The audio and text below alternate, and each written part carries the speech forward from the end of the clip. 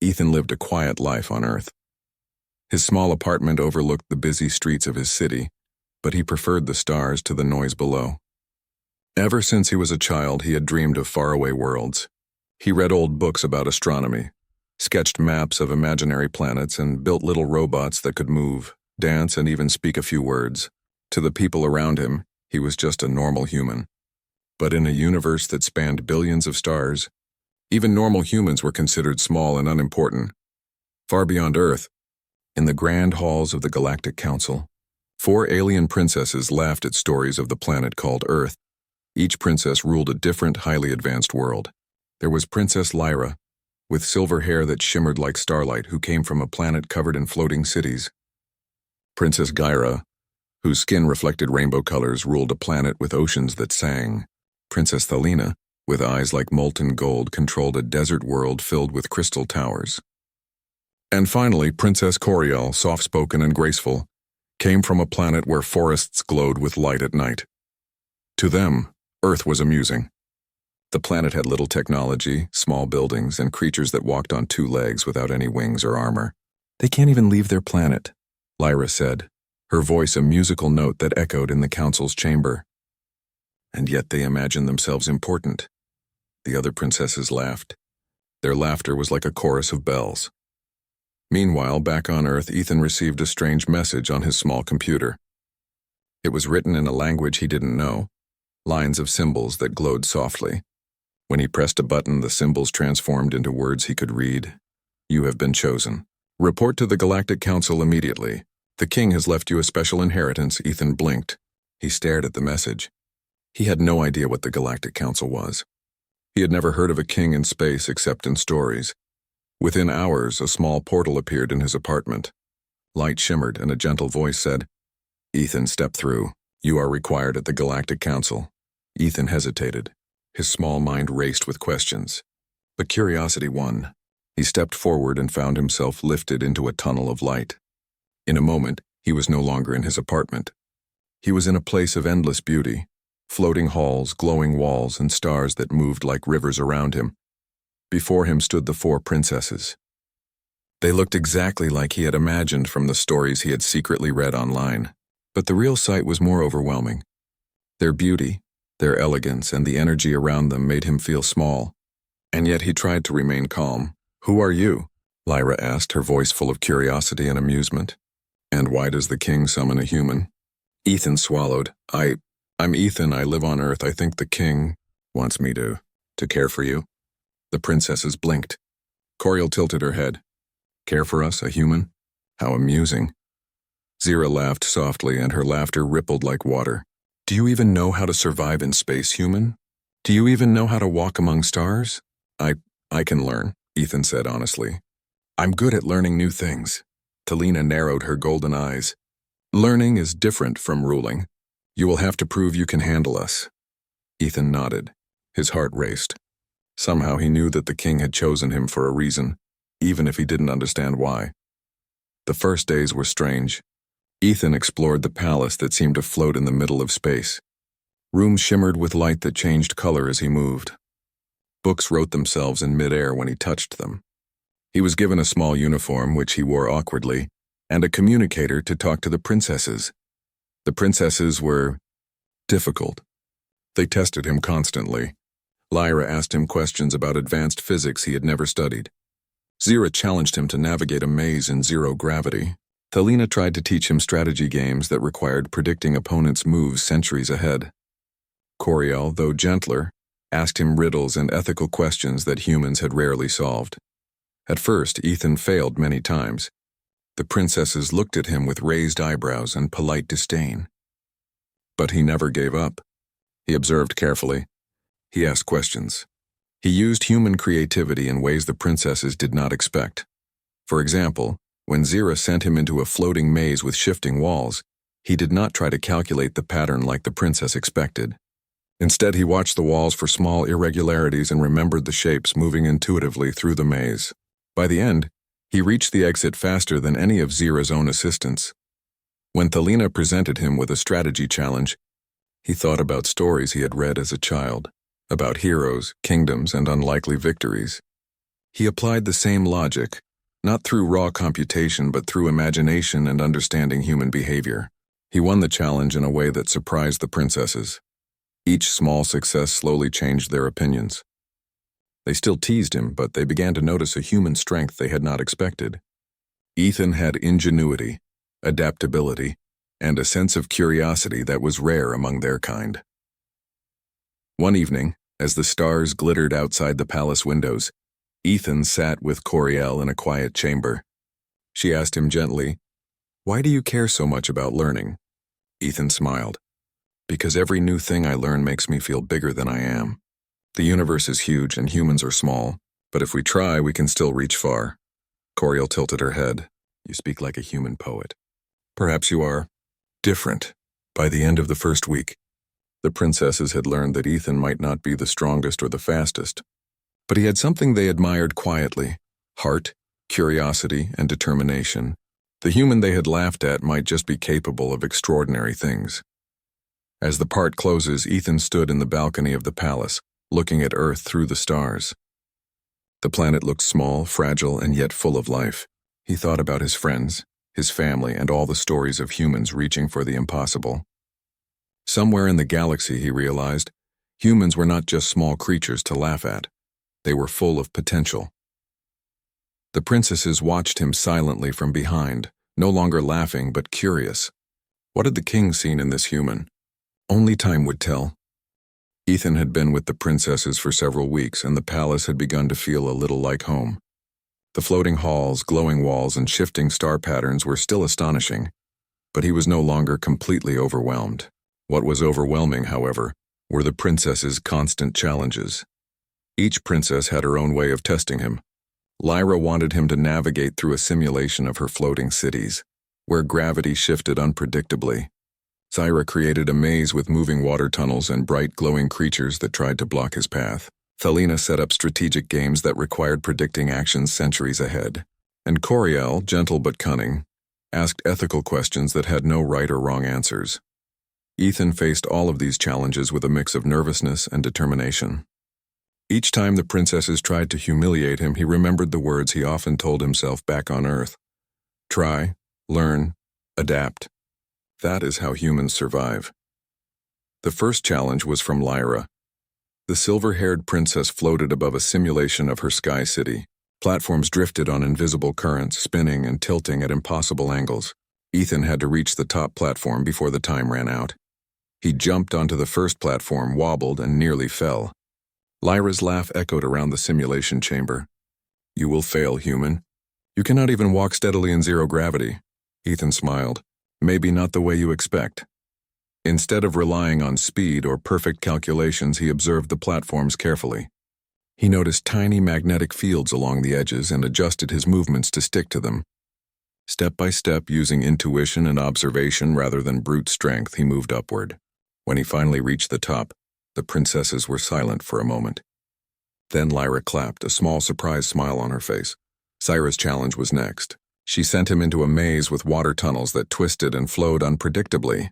Glowing creatures darted toward him, blocking the paths. Ethan could have panicked, but he remembered a simple trick he had learned from his childhood robots. Watch the patterns and find the rhythm. Instead of fighting the creatures or trying to rush, he observed their movements.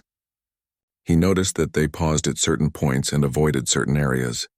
Using patience and observation, he navigated the maze faster than anyone expected. Zyra's eyes widened.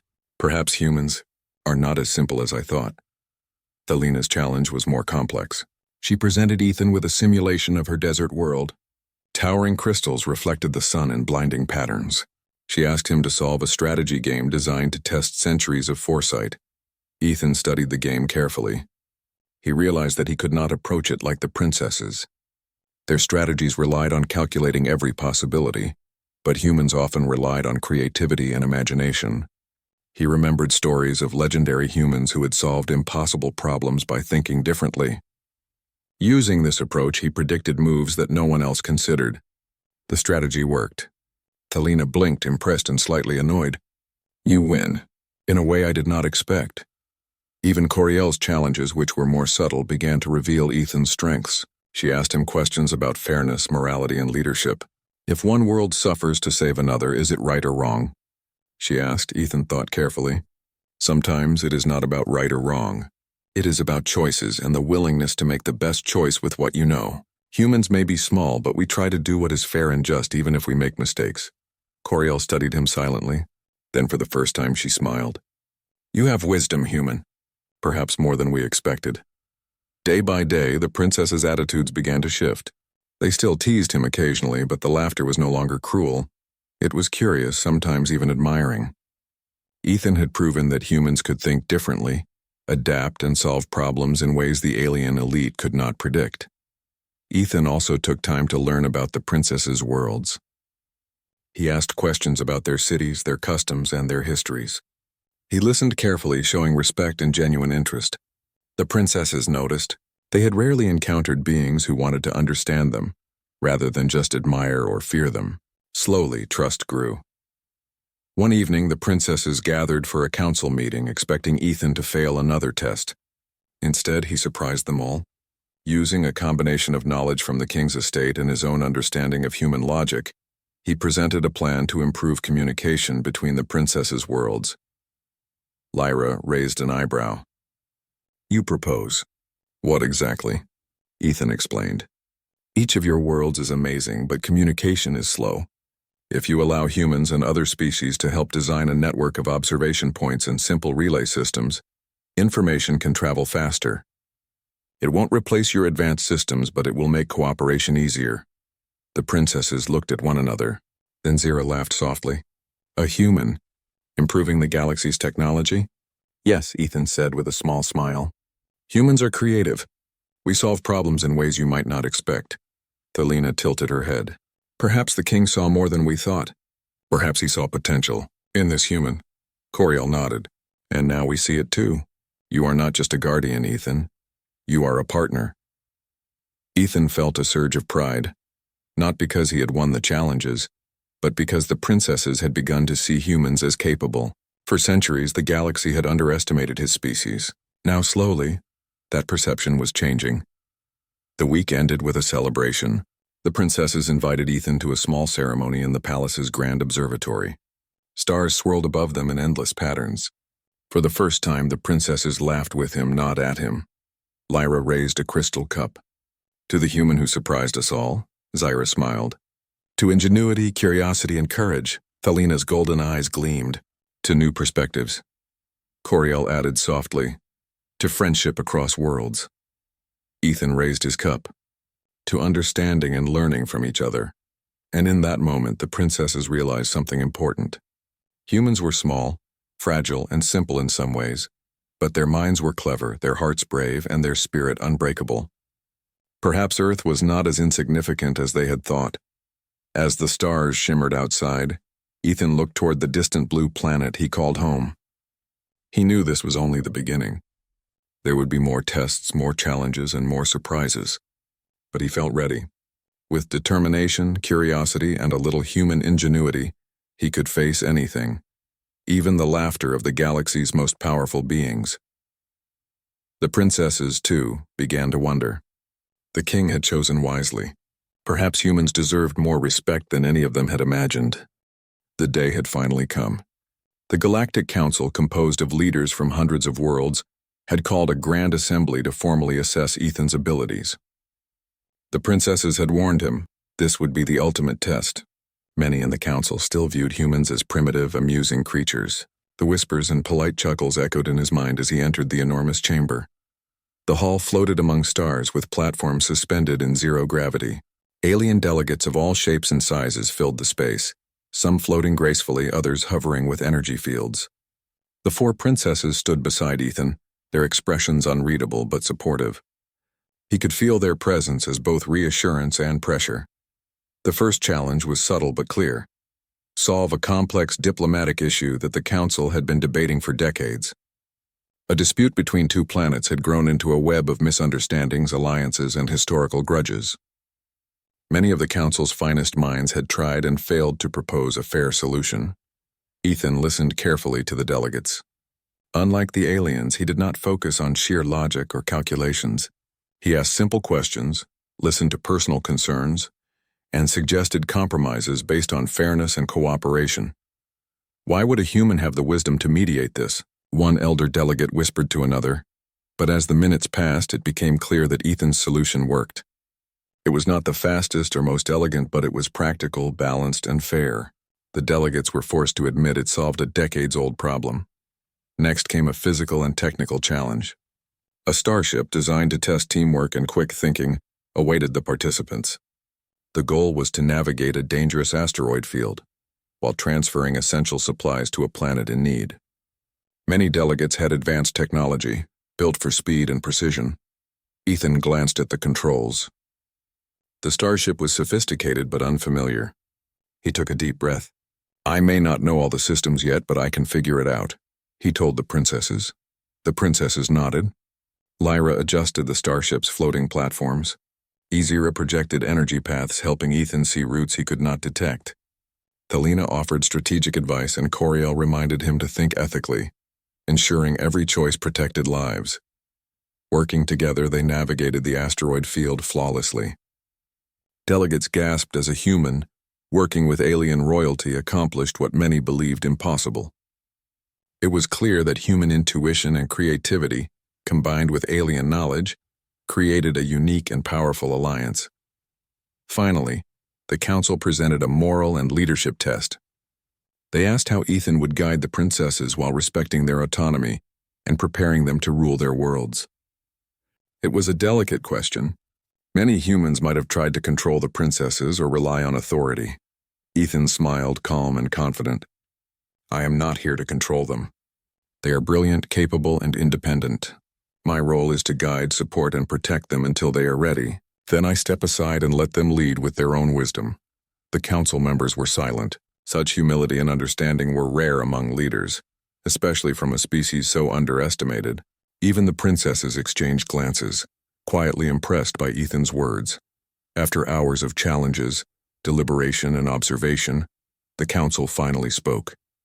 Delegates one by one acknowledged Ethan's ingenuity, adaptability, and fairness. They praised the unique collaboration between a human and 4 alien princesses.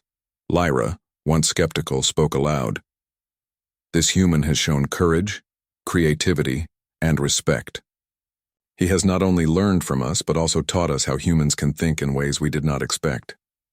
Zira added, "He has turned what we considered weakness into strength. His perspective is valuable, his mind sharp, and his heart true." Thelina's golden eyes glimmered. The king's choice was wise.